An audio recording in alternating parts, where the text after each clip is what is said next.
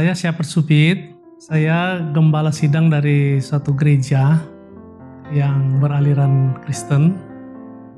Kemudian ya kami 2 anak, dan dalam tugas sehari-hari saya di samping dalam tugas kegerejaan juga kami juga melayani beberapa pelayanan-pelayanan yang bersifat sosial kemasyarakatan, dan sempat juga dalam bidang pendidikan kami sempat menggagas Indonesia Cerdas.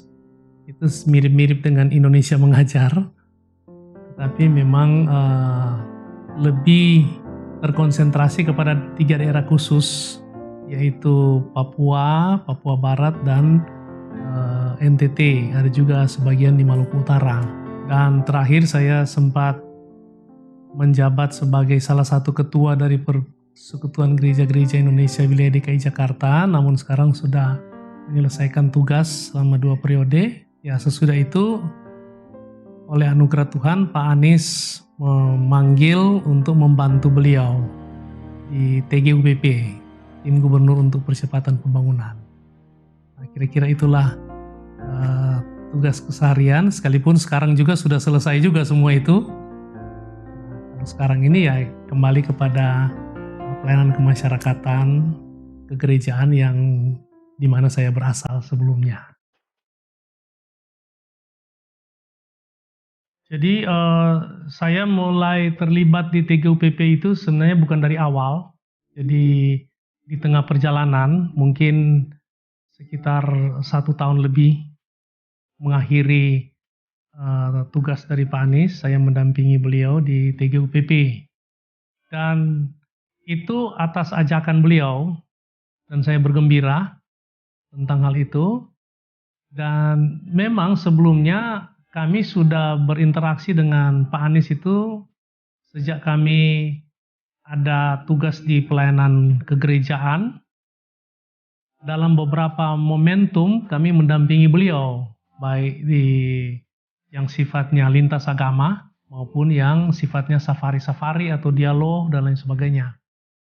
Nah, dari pendampingan saya terhadap beliau, saya melihat bahwa ini seorang pemimpin yang patut didukung, patut disupport, karena ya itu, beliau mempunyai ketulusan di dalam menjalankan kepemimpinannya. Saya sebagai katakanlah salah satu rohaniawan ingin mensupport beliau di situ. Dan ketika beliau memanggil untuk membantu di TGUPP, ya saya langsung iakan. Dan memang saya diangkat sebagai senior advisor di TGUPP itu, tetapi dalam tugas fokusnya itu lebih banyak kepada hal-hal yang berhubungan dengan sosial kemasyarakatan. Khususnya menjaga, ikut memelihara, merawat kerukunan yang ada di DKI Jakarta ini. Nah, itu kira-kira stressing tugas yang saya jalankan di TGUPP. Yang sepengetahuan saya, dan saya kira juga itu sudah menjadi pengetahuan banyak orang, bahwa labeling atau narasi itu kan dialamatkan ke beliau pada saat Pilkada 2017. Tetapi baik data-data yang saya cari atau saya dengar dan lain sebagainya, sebenarnya tidak serta-merta keluar dari mulut beliau tentang ucapan-ucapan yang mengarah kepada intoleransi atau mendiskreditkan agama lain atau menyuruh untuk memilih yang seiman saja. Kami tidak mendapati itu dari Pak Anies langsung. Bahwa kemudian ada orang lain yang mengangkat isu itu, ya saya kira juga itu di luar daripada kemauan Pak Anies tentang hal itu. Tapi kemudian ya itu di blow up, dan memang ketika pemilihan 2017 sempat juga itu didengung-dengungkan, sehingga menjadi semacam penekanan-penekanan dari umat dan lain sebagainya, ataupun yang ya dalam tanda petik yang tidak suka dengan Pak Anies, bahwa jangan pilih beliau sebab beliau tidak memelihara kerukunan, artinya mengedepankan politik identitas. Yang saya sendiri sekarang mulai mengerti sebenarnya politik identitas itu tidak cocok ya dialamatkan ke beliau. Kalau mempolitisasi identitas, ya itu sebenarnya pengertian yang lebih tepat. Tetapi oke lah itu dilabelkan. Namun dalam perjalanan kepemerintahan beliau yang dituntaskan selama 5 tahun itu, hubungan saya dengan beliau itu saya tidak melihat itu. Maupun ketika dalam kampanye juga, sebenarnya kalau kita mau jujur dia juga tidak mendengungkan itu atau membuat itu semacam sesuatu sesuatu kartu truf dari Pak Anies untuk dia menang. Bukan juga kalau baik di kampanye maupun dalam perjalanan pemerintahan beliau. Jadi saya kira itu hanya persepsi saja yang dibangun, dan dengan tuntasnya beliau saya rasa itu sudah terbantahkan lah. Kecuali kalau ada motivasi lain lagi ya saya kurang tahu, tetapi realitas sekarang itu sudah tidak relevan, sudah terbantahkan bahwa beliau sesungguhnya tidak demikian.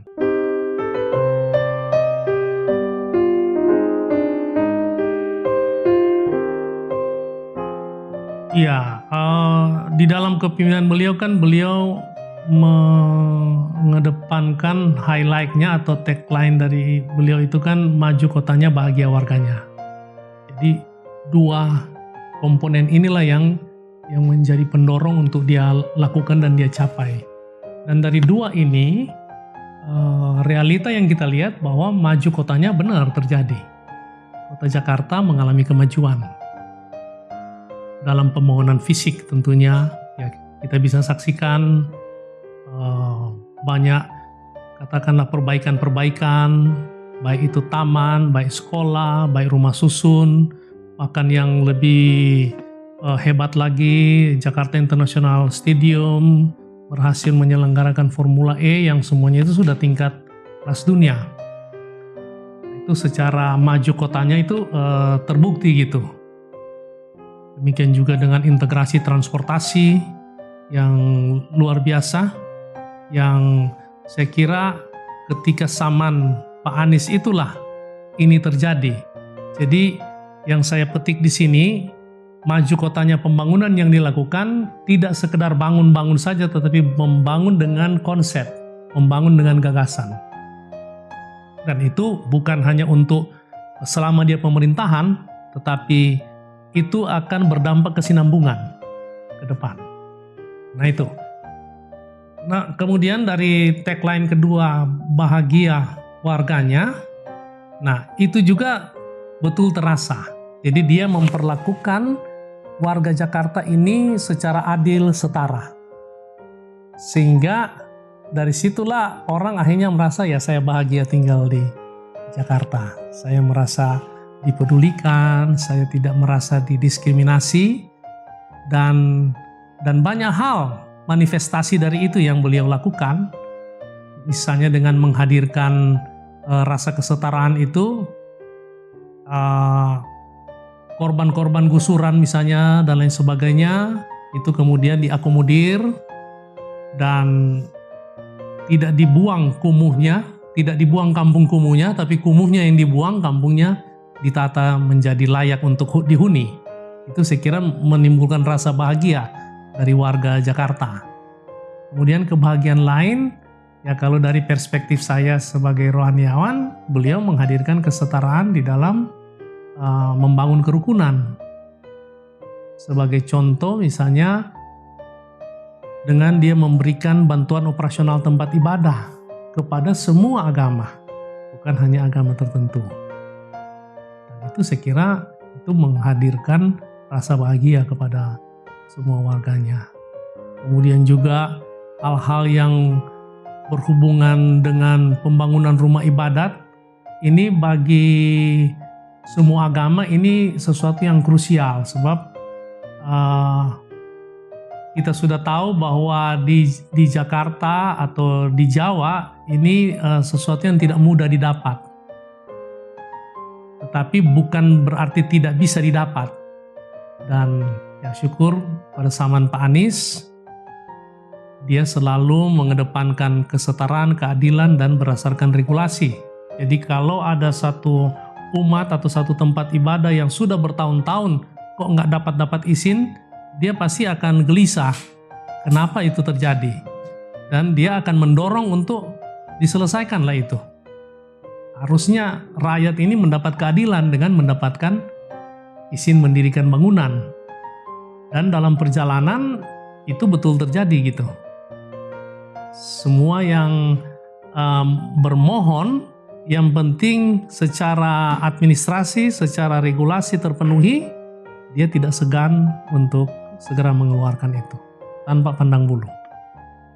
Itu kira-kira rasa bahagia yang didapatkan dari tindakan-tindakan Pak Anies itu.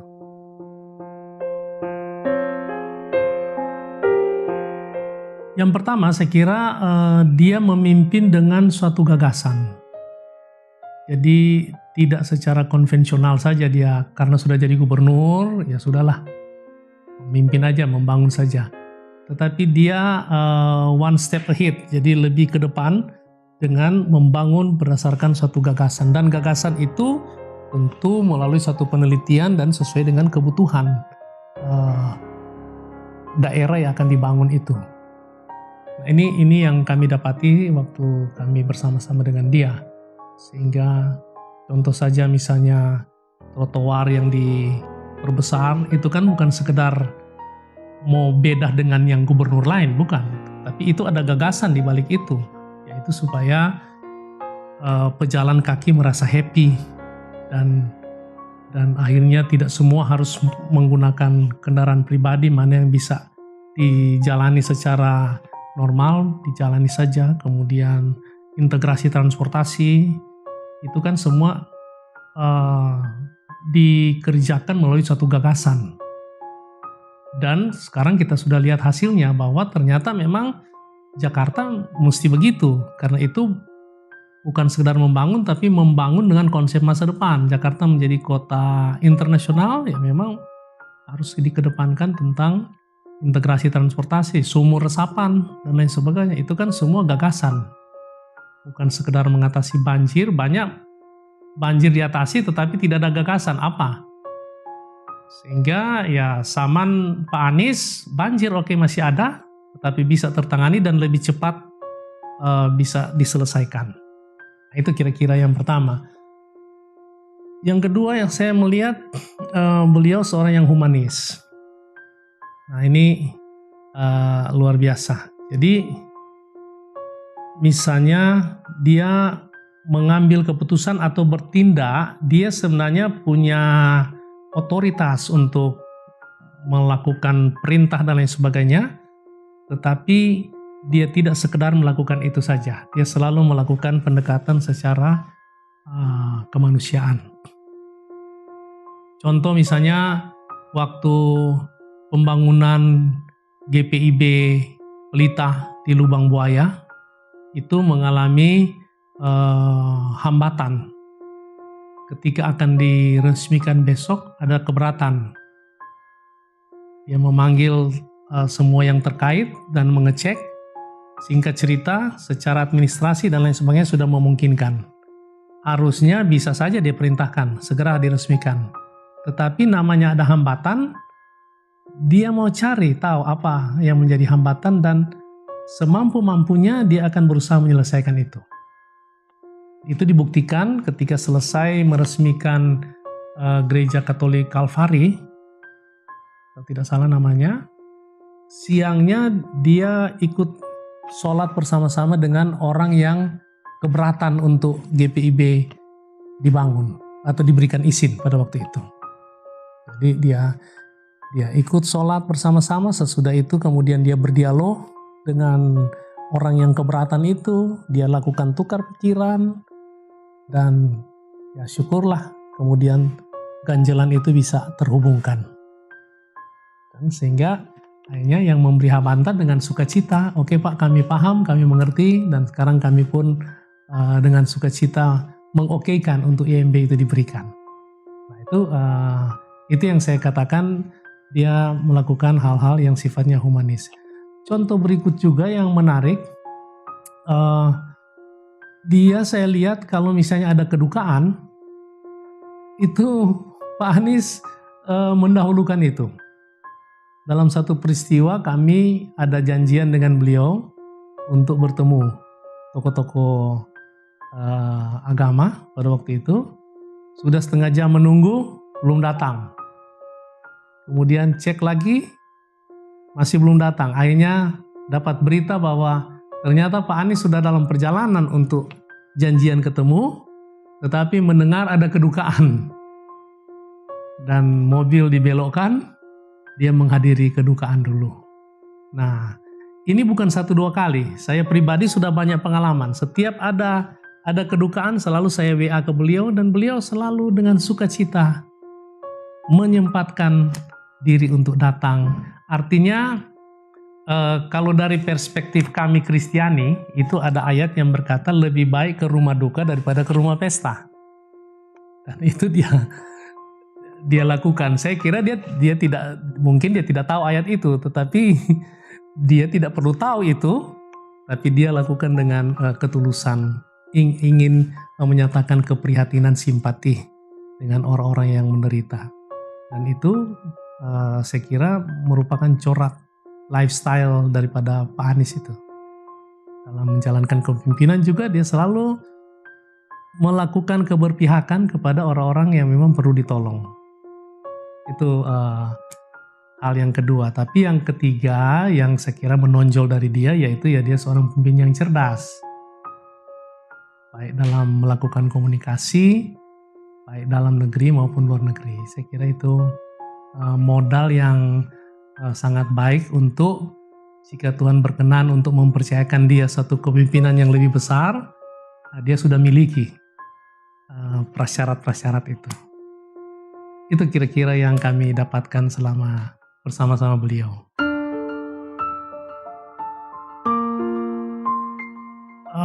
Yang menjadi, anggap saja menurut saya ya, dorongan besar untuk dia memimpin lebih besar lagi dan layak diberikan kepercayaan karena 2 hal. Dia memiliki ketulusan dan memiliki gagasan untuk membangun.